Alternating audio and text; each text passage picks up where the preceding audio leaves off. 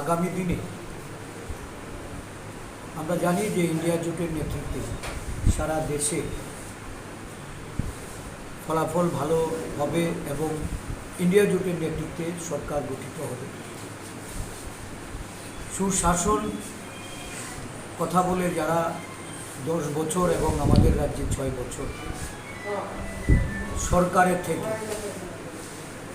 মানুষের কর্মসংস্থানের পথকে বন্ধ করেছে, মূল্যবৃদ্ধির চাপে সারা দেশব্যাপী সাধারণ গরিব অংশের মানুষ থেকে শুরু করে একটা বিরাট অংশের জনগণকে আজকে অর্থনৈতিক অসুবিধার সম্মুখীন হতে হচ্ছে। আয়ের থেকে ব্যয় বেশি, মানুষ কর্মসংস্থান হারিয়ে এখন দিশেহারা অবস্থা।